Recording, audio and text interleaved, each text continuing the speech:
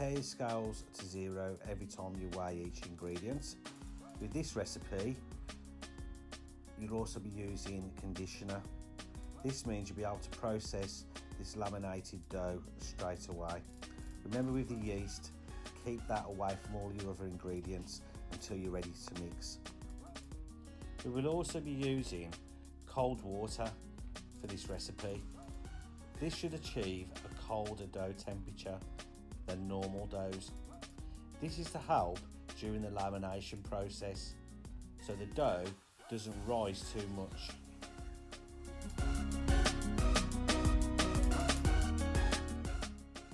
We'll keep to the normal mixing times of 2 minutes on slow and 6 minutes on fast.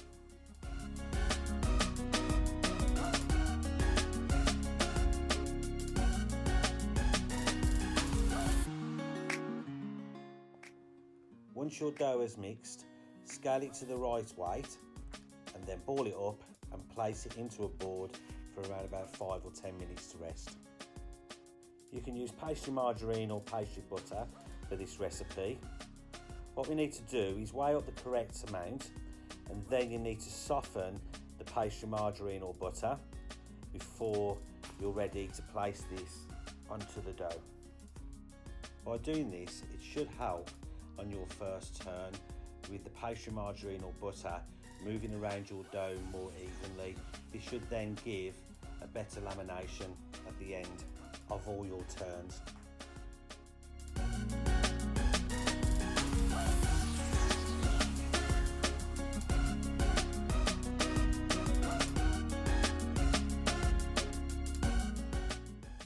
After resting the dough, it's time to make a cross type shape. You'll do this by pinning from the middle upwards, then from the middle downwards, and then from the middle from side to side. But what you need to do is leave the centre bit a little bit thicker. That means when you place your fat then into the middle, and then you flap over the 4 sides, it should be roughly the same thickness on the bottom to the top. Turn your dough over to the smooth side. Then what you can do, you can tap down with a rolling pin over the dough. This should move the fat around the dough more evenly, ready for the next stage of doing your first turn.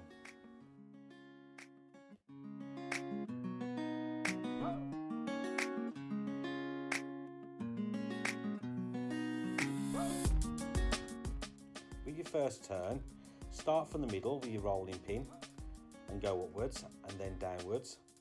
You can use your rolling pin to square off your dough as well.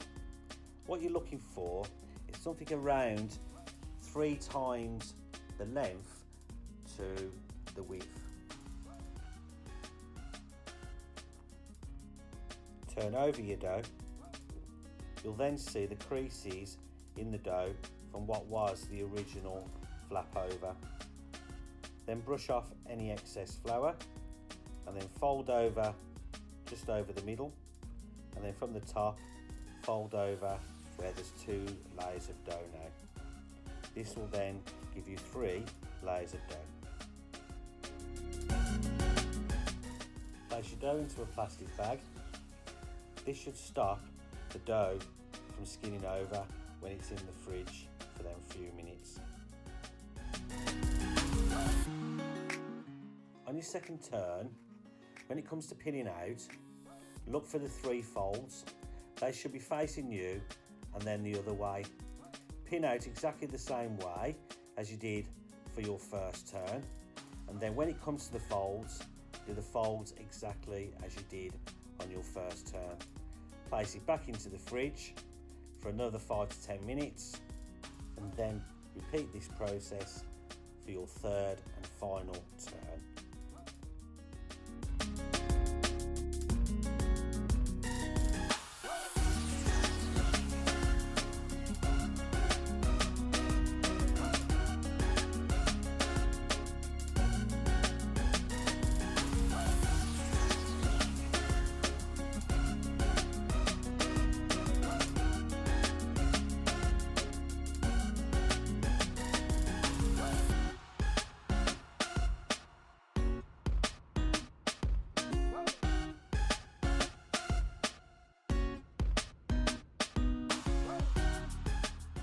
Once you've done your third and final turn, place it back into the fridge for a further 10 minutes rest, and then it's time for the pastry break.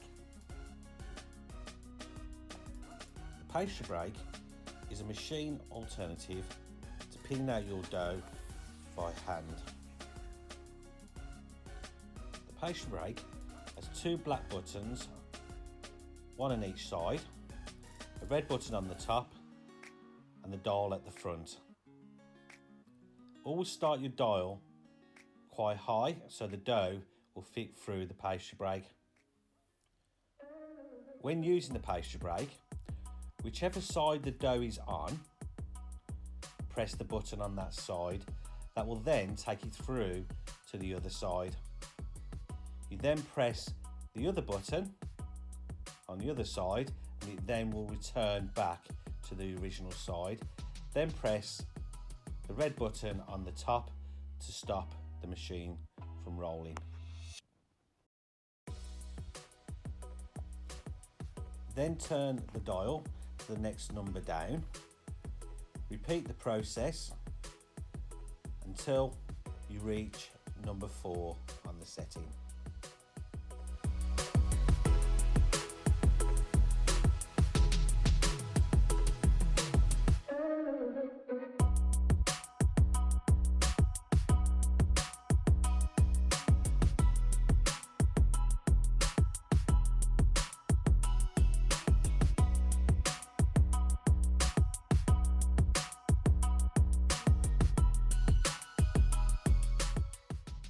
Once your pastry is back on the table, just give it that last pin just to make sure it's around 3 to 4 mil.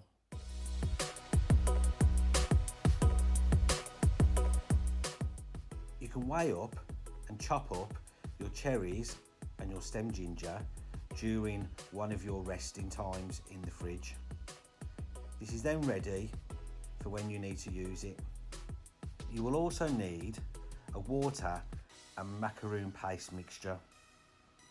This is then added over the top and spread evenly over the dough.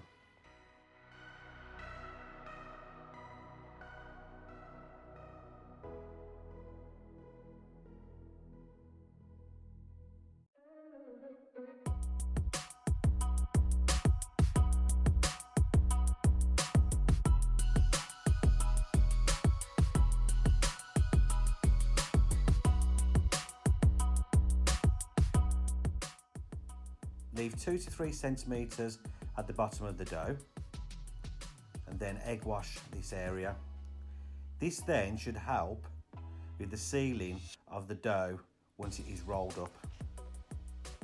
Sprinkle over your cherries and then sprinkle over your ginger.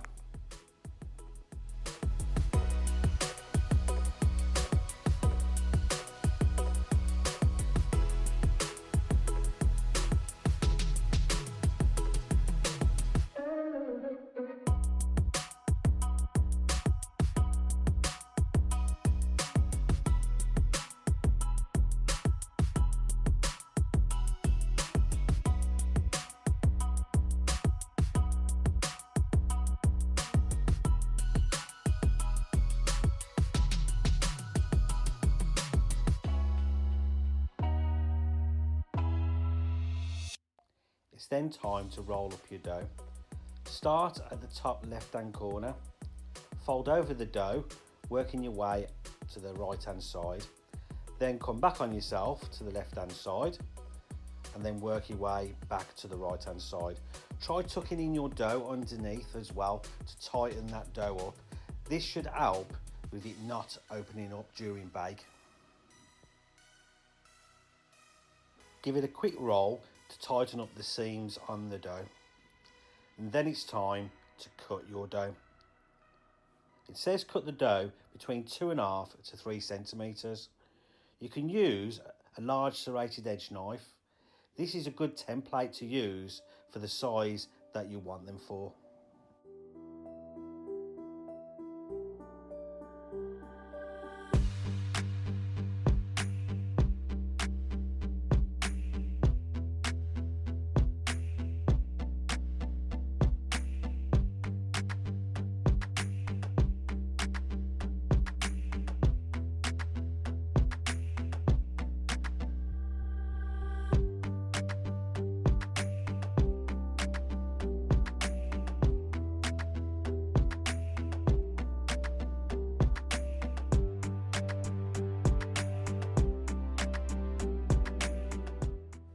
Space your pastries onto a tray, 3 across and 5 or 6 down.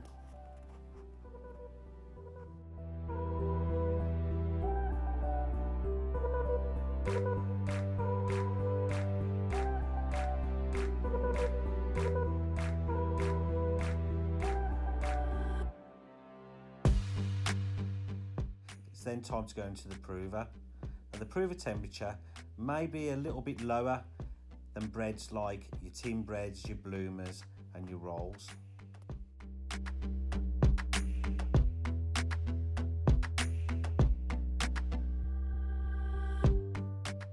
When doing bear claws, you've got a choice of doing custard fillings or macaroon fillings. When preparing the custard, do this during one of the resting times of your pastry. When making the custard filling, add the water to the powder and then give it a good whisk for a good few seconds.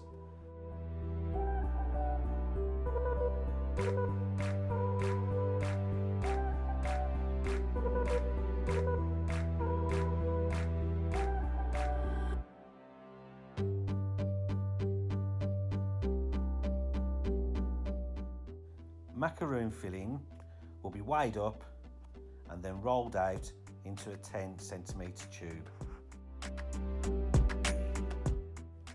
Once your pastry is back on the table, just give it that last pin just to make sure it's around 3 to 4 mil. Also pin out your pastry to 26 to 28 centimetres wide. You will then be able to get 3 wheels across, which is 2 squares wide.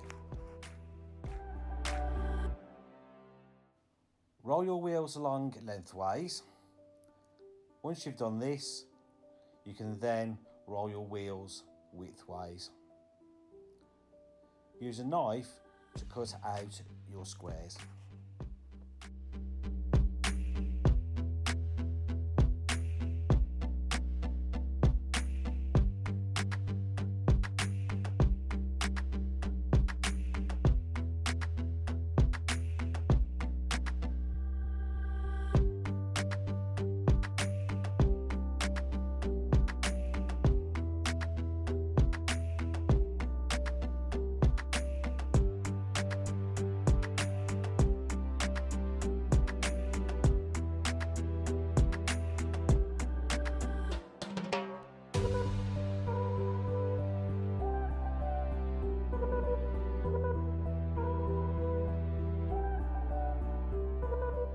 Place 1 macaroon tube on 1 pastry square, around about halfway down, also leaving around about 1 centimetre on each side.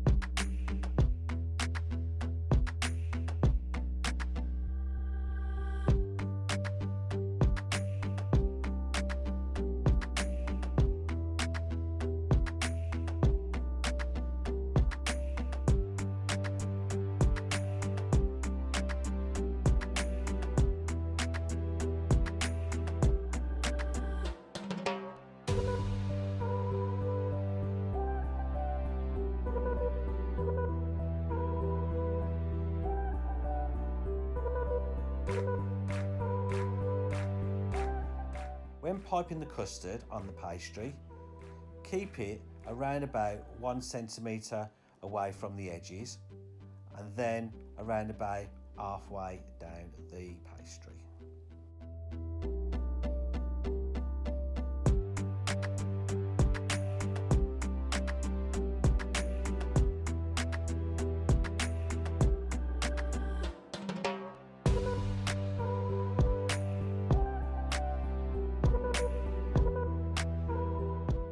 Fold over your pastry from top to bottom. You then need to seal your pastry. You can do this by pressing down with your fingers. Press down on the bottom and around the edges. You can seal your dough either one by one, or you can fold over all of your pastries and then seal them afterwards.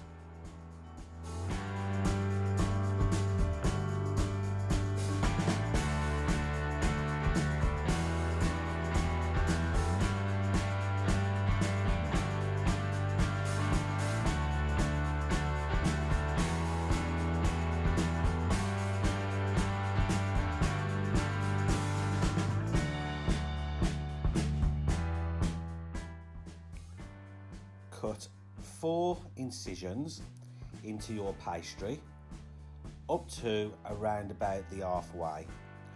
Try not to cut into the macaroon paste or the custard.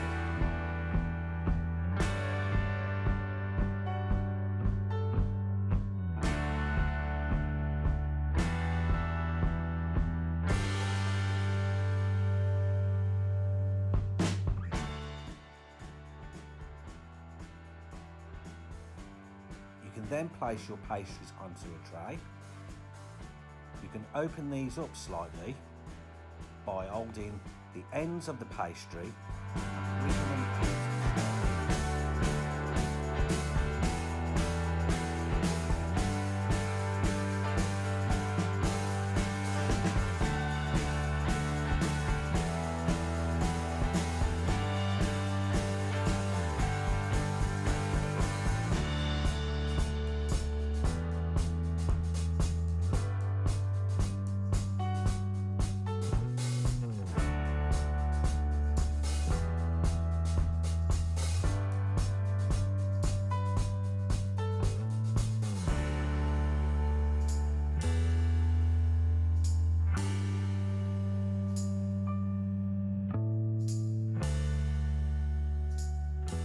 It's then time to go into the prover.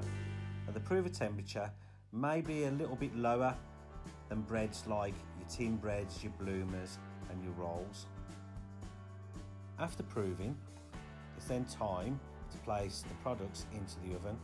Ensure you've got the right temperature and the right time. In this case, with lamination products, we're going to use a little bit of steam on these.